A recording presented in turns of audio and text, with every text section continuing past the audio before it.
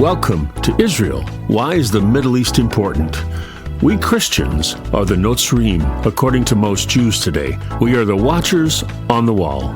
Our purpose as members of the Commonwealth of Israel is to serve and protect God's people. After the formation of the world, God enacted a plan, and that plan began in the Middle East at the Tigris and Euphrates rivers. And that plan concludes in that same place. The context of the entirety of God's plan begins and completes in and with Israel. There is no denying that, nor refuting it if you are a Jew or a Christian, and the anthropological evidence verifies it. For the purposes of this podcast, Israel is both a nation and a people.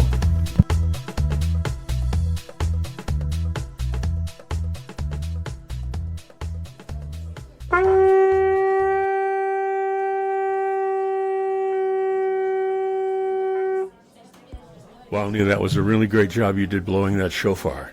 That was amazing. Thank you for blowing that. That was really good. It was well done, and I think anybody who has never heard one before was impressed by that. So, Neil, we're going to talk about the shofar today. It's a very Jewish thing, and there's no record anywhere where we're supposed to stop using it. It was never outlawed in any way, so we're going to talk about this because it's a powerful, powerful instrument. Which was also used by God, and we're going to talk about that in a second. But we know that the shofar. I did some research on this after we met about it, and I really learned that we have the silver trumpets in the temple, right? And the silver trumpets are there to gather the congregation or to tell them to get ready to move because we're moving. Okay, we're going to move in the desert. We're going to move, so get ready. Okay, so that's what the silver trumpets were for. But the shofar is a different instrument. And the trumpet was blown, in my research says it was only blown abruptly, like ta-da, like something like that. But the shofar was blasted. And the shofar in those days exuded awe. It brought forth awe in the people when they heard it. It was a big deal. So I think it's really important for us to talk about it. And we know the shofar comes from a ram's horn. Is that correct? That is right. That's correct. It comes from a ram's horn. And there's a verse that tells us that God was going to do something with the ram's horn. He doesn't actually use it, but he talks about it. He lets us know in Genesis, right? Genesis 22, verse 12. What does God say? What does it say in Genesis to Abraham regarding that? So Genesis 22 is it's called the Akedah, and it's very well known in Judaism, especially, which is the same as Christianity. Mm-hmm. There's no difference. Right. So it says here that. Can I just interrupt? Would you say that again? Yeah, there's no difference between Judaism and Christianity. Thank you. It's not very Jewish. It's not very Christian. Right. It is the same. It's the same, right? It's all given to us by God. Right. All of it. Right. Correct. Yeah. And so what we have here in Genesis 22 is called the binding of Isaac, the Akedah. Mm-hmm. And we have a hint here of the significance of a shofar at some point where it says at the end of the 12 and 13, it says, "Then Abraham looked up and saw behind him a ram in a thicket caught by its horns." Now that's a hint that someday this idea of a ram caught in its horns, would be significant. Yep. And we read more as that gets developed. Yeah. Well, and not a few hundred years later, when they're in the desert at Mount Sinai, right? In Exodus 19, okay? Something, God tells Moses, come on up here, I want to talk to you. Gather the people around the base of the mountain. He gives them all kinds of instructions about what they're supposed to do, what they're not supposed to do. It's very important to God because he's introducing himself, right? He's introducing himself to Israel. And he calls them to the mountain, and a sound comes from the mountain, and it is a shofar.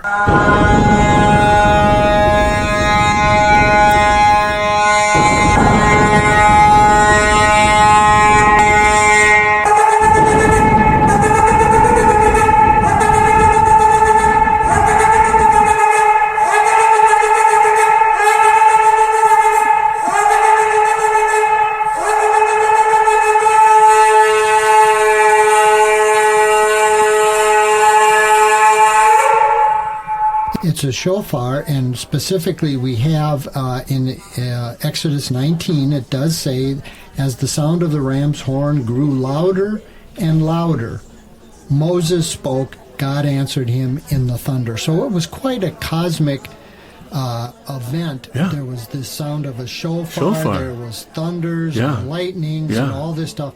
And this is where God explained who he was to his chosen people at that time, Israel, that this is what I like, this is what I don't like, this is a covenant I'll make with you, and so on. But the idea is a shofar accompanied that event. And the next thing that happened is the Ten Commandments. The next thing that happened in the Bible is the Ten Commandments. Is the Ten Commandments. And again, this was God showing Israel, this is what I like. Mm-hmm. This is what it should be. And the thing to take away is, one, of course, it says grew louder and louder. Well, Jeff, as you and I know, if you blow the shofar, you get out of breath. Yeah, you do. It stops. Yeah. God does not get It didn't even take a breath. It grew louder and louder. It didn't even breathe. And the people were terrified. Yeah. They were terrified. Right. It says it right in the book. Well, as would I, right? Right. Who wouldn't be? Fire and lightning and thunder. And thunder. Yeah. And the sound of this shofar just blowing and getting louder and louder. Yes. I would say, just as Hebrews says later, I'm undone. Yeah. That's enough. Exactly. That's enough.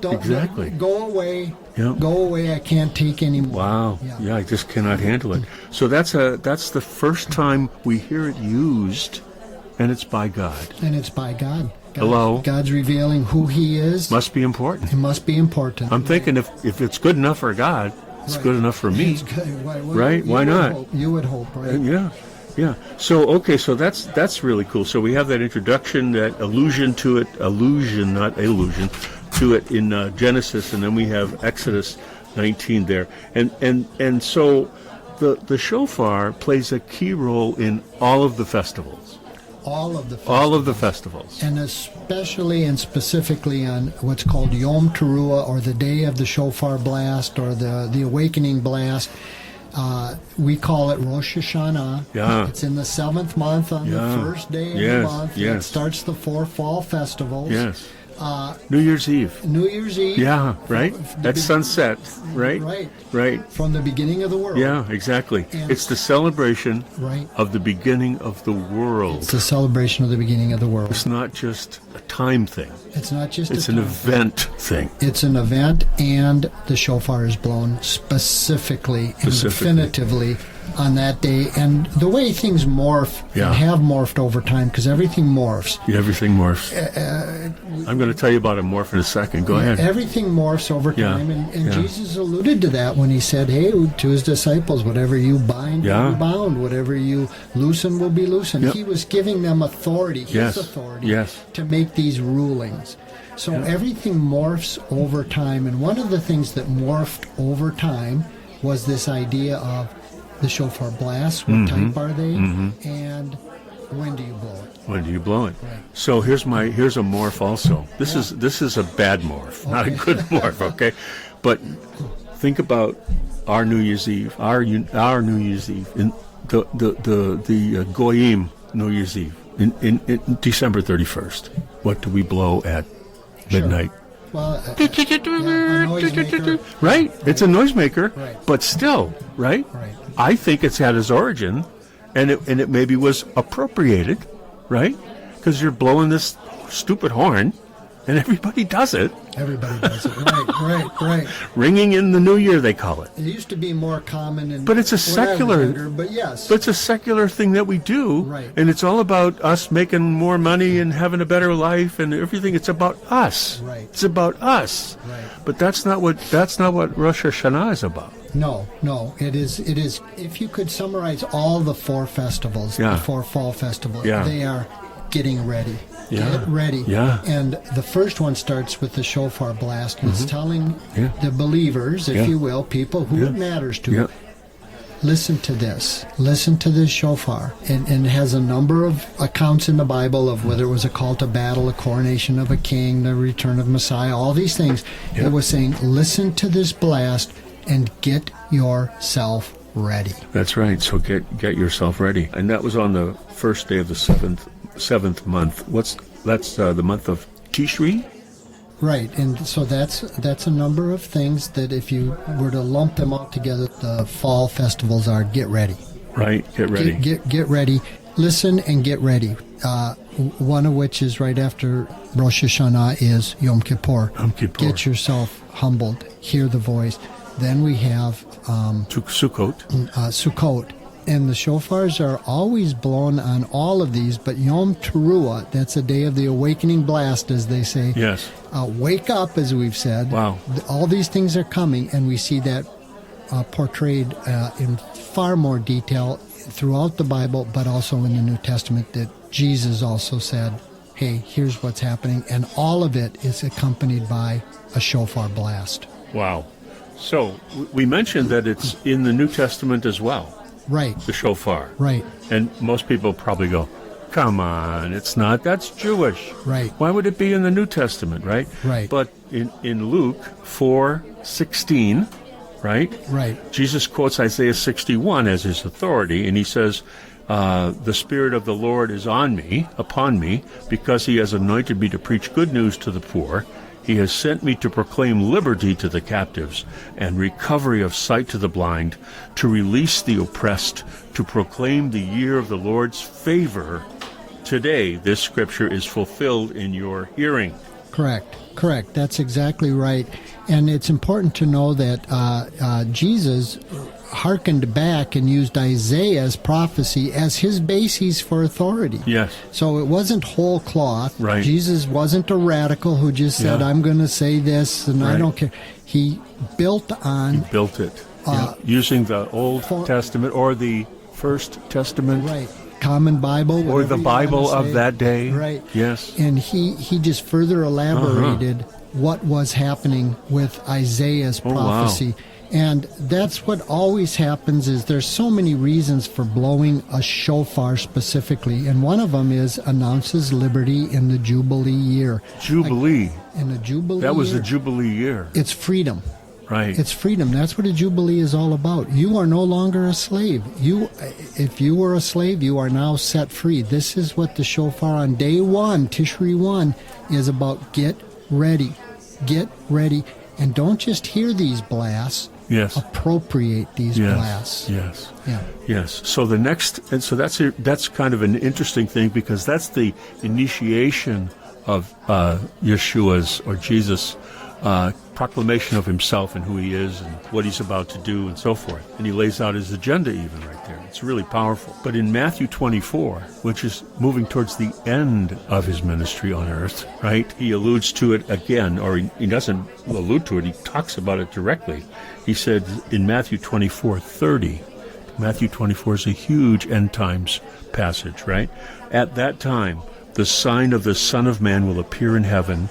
They will see the Son of Man coming on the clouds with power and great glory, and he will send out his angels with a loud trumpet call, and they will gather his elect. That is the shofar again. That's the shofar again. And as you and I have discussed many times, the Greek has no word for shofar. Right. So they translated it what they knew. Bugle. Yeah, right. Louis Armstrong is, as I told you earlier, da-da-da-da-da-da, whatever.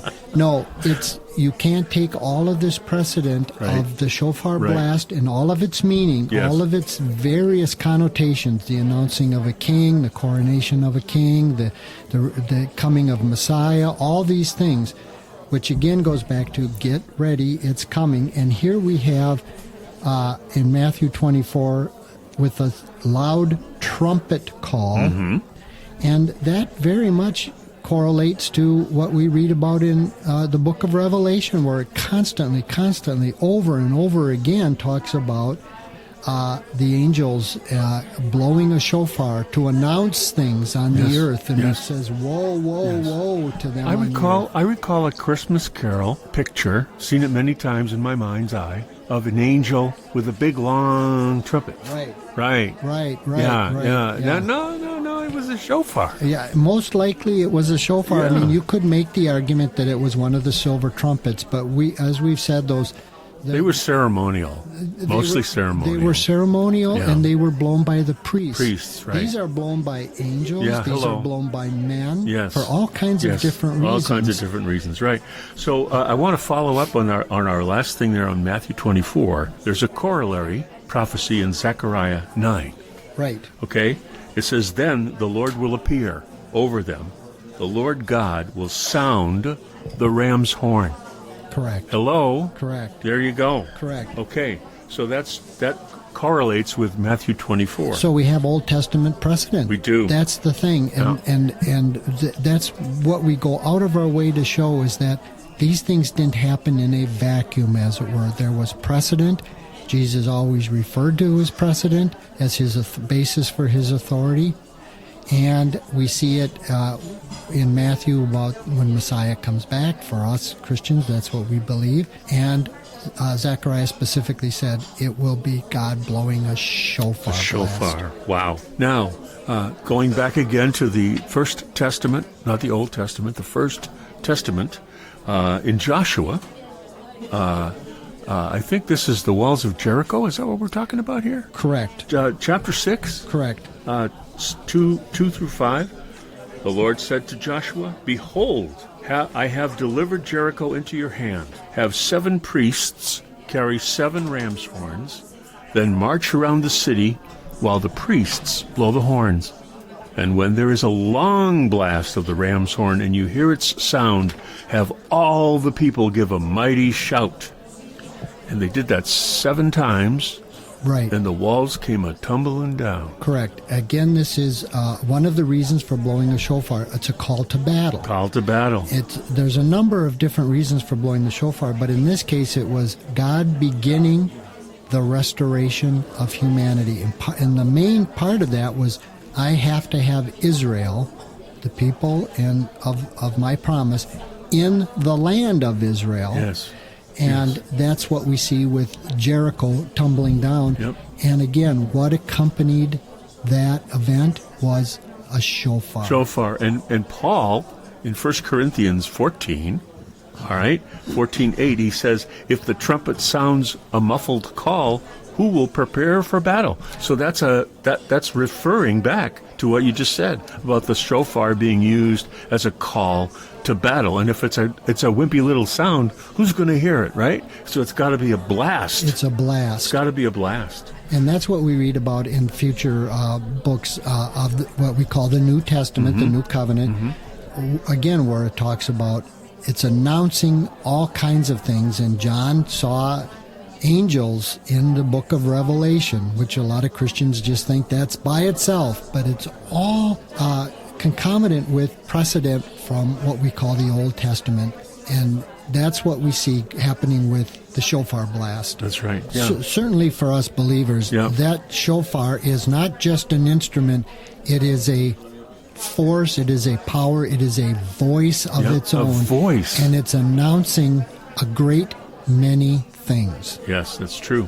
So in Exodus 12, 12, it says, only when the ram's horn sounds a long blast may they approach the mountain. And that's the Mount Sinai, right?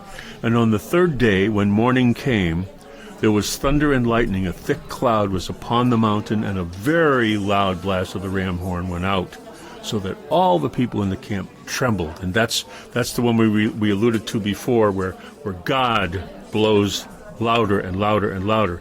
Then in Hebrews 12, skipping forward, right? It says, for you have not come to a mountain that can be touched and that is burning. This is Hebrews 12 now, New Testament. For you have not come to a mountain that can be touched and that is burning with fire, to darkness, gloom, and storm, to a trumpet blast, or to a voice that made its hearers beg that no further word be spoken. Right. And it's totally understandable. Listen, if God ever talks to any of us, and especially the way he appeared to Israel, that is one scary thing. And I can't imagine anybody saying, well, I wouldn't be scared. God is love. God is this. No, God is a very fearful entity of his own. And that is always accompanied by a shofar. By a shofar. Wow. So the shofar blast also is a culmination blast at the end of it all, right? Correct. 1 Corinthians 15, Correct. right? Correct. 51. Listen, I tell you, Paul says, listen, I tell you a mystery. We will not all sleep, but we will be changed in an instant, in the twinkling of an eye, at the last trumpet. Correct. For the trumpet will sound, the dead will be raised imperishable, and we will be changed. Right. Wow, that's amazing. Right. And then in 1 Thessalonians 4, where dead are raised and the resurrection occurs and people are taken up, for the Lord himself will descend from heaven with a loud command and the voice of an archangel and with the trumpet of God, and the dead in Christ will rise first. Correct. Wow. Correct.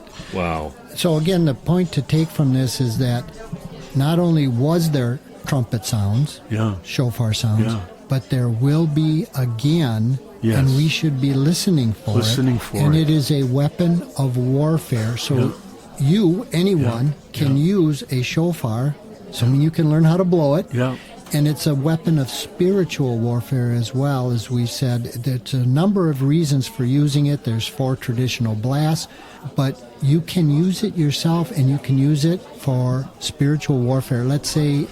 Tell me more about that, spiritual warfare. Well, for instance, we know from Ephesians specifically, it says that our warfare is not against flesh and blood. Wait a minute. It's not against flesh and blood. Wait a minute. It's against evil entities in high places. Oh, wow. So when you blow the shofar blast, when you blow a shofar or hear a shofar and appropriate the meaning of a shofar in all of its various connotations and meanings, you are saying, I agree with this. I look forward to this event happening.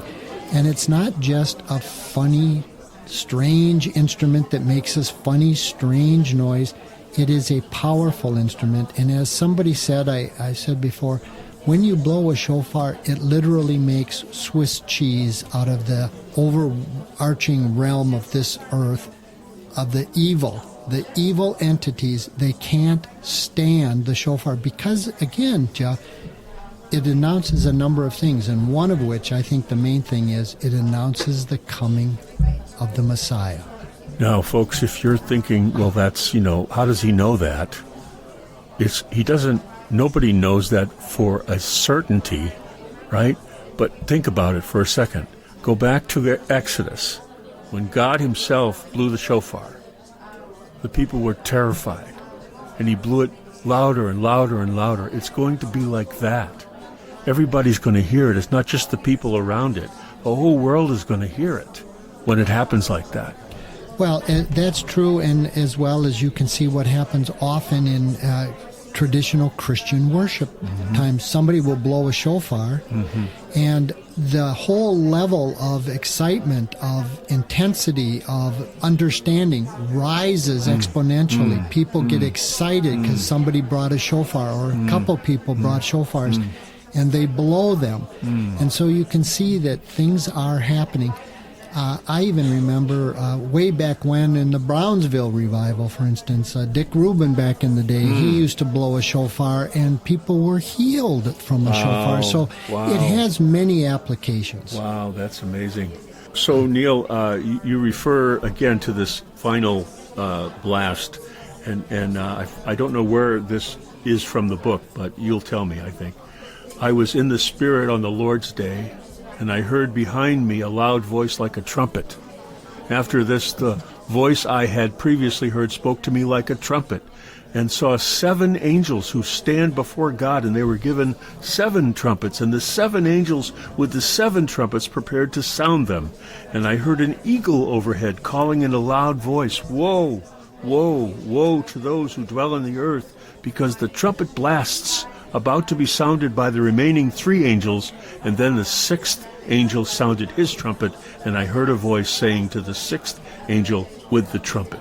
So where's that? That's Revelation, right? That is Revelation, Okay. and it's a number of places, but the takeaway, I guess, for our purposes here is this idea of a trumpet is blown in heaven, and it's blown on earth, and we have in the last day, whatever that is, that there will be a literal blowing of a shofar. Yes. And again, it's those of you who are looking forward to this day, appropriate the meaning, take the meaning of the shofar and hear it. Yeah. Not just hear the noise, but appropriate the meaning. And that is, again, why God gave the three fall feasts, or Right. four, whatever we want to say, Yep.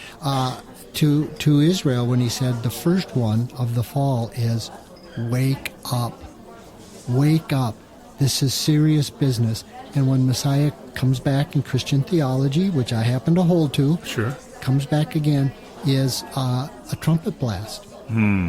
That's right. And many people, unfortunately, Jeff, I think will be saying, what was that? Did you hear that? What's and, that? And it's, these verses from Revelation, which, by the way, folks, it's chapter 1, verse 10, chapter 4, verse 1, verses chapter 8, 2. I'll put this on the Facebook page. For you guys to check it out, and you can all read it together. But it's many trumpets and many angels. It's 7 or 8 or it's not. It's a whole bunch. It's going to be loud, folks. It's going to be really loud. So the four traditional blasts, Neil, the four traditional blasts of the shofar. The first one. Right, and that's kind of what I think we started with before, is that things morph over time. Today there's four traditional blasts, and Yep. the first one is called tekiah, and it's a long blast, and it signifies a king's or the king's coronation. Okay. The second blast is called shavarim, and it's three short, it's almost like crying. That's what the rabbis have said it is. It's crying blasts. Then you have And that teruah. signifies repentance, Think about sorrow. that. Right. Yeah. Exactly There right. you go. Yom Kippur, I'm thinking. Get ready. Get Right. ready. Yeah. Get ready. Yeah. So Yeah. the king's coming. Yep. I'm crying. Yep. Then we have 9 blasts from teruah, signifying awaken my soul. Ooh. Awaken my soul. Ooh. And then we have the final blast. It's called the tekiah gadol. It's a long blast. It is the last trumpet. The last trumpet. Wow. And that's amazing. That is so amazing. So those are the shofar blasts that are accepted today in what you would call traditional Judaism, and they all have a meaning. It's tekiah, shavarim, teruah, tekiah gadol, and we see all of those in the New Testament. Wow. That's amazing. So Neil, there's a Jewish blessing I want you to read for us. I would like to hear it in Hebrew, and then we'll read it in English. Yeah, so the traditional blessing before the blowing of the shofar is Baruch atah Adonai Eloheinu melech haolam asher kidshanu b'mitzvotav v'tzivanu lishmoa kol shofar. Which is, blessed are you, Lord our God, King of the universe, who has made us holy with his commandments, and who has commanded us to hear the voice of the shofar. Right. And that is exactly the point, Jeff, is that kol shofar in the blessing is, kol means voice. Voice. So are you appropriating these things? Do they make sense to you? Are you getting ready? This is not child's play. The king is coming. The king is taking over. The king is going to sit. Yep. Are you crying? Have you repented? Are you sorrowful? Yeah. All these things, and then the final blast, the final trumpet of the shofar is blown. So that's what we have by appropriating the voice, the meaning of the shofar. Wow. So in Zephaniah, Neil, in Zephaniah, there's a last quote. I think we'll wrap it up with this one. It says, "The great day of the Lord is near. That day will be a day of wrath, a day of trouble and distress, a day of destruction and desolation, a day of darkness and gloom, a day of clouds and blackness, a day of the shofar blast and the battle cry." Right. That day will be a terrible day. That day will be a terrible day, and we're told about it explicitly numerous times by Jesus himself in the New Covenant, and we are to get ready, both to hear the blast, to appropriate the meaning of the blast, to hear the voice Voice of the blast, shofar. the voice of the shofar, Yes. and to understand its meaning and to be familiar with what it sounds like.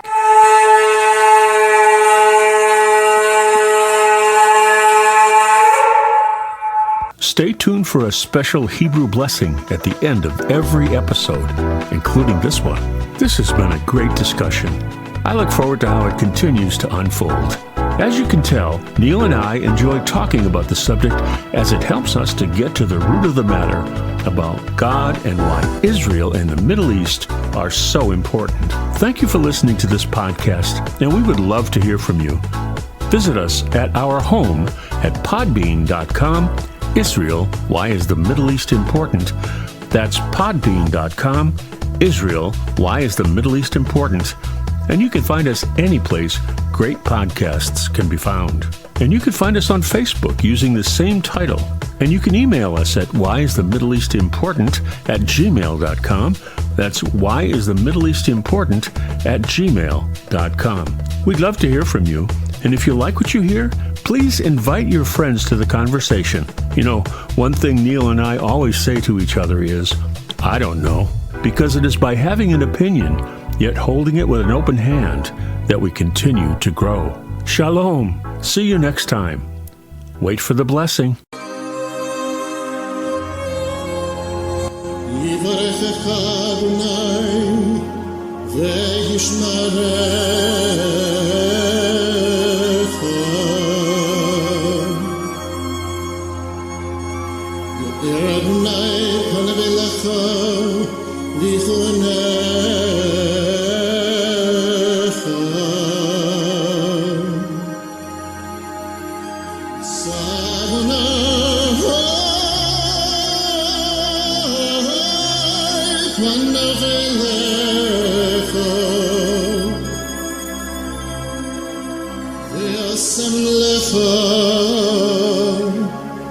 Shalom.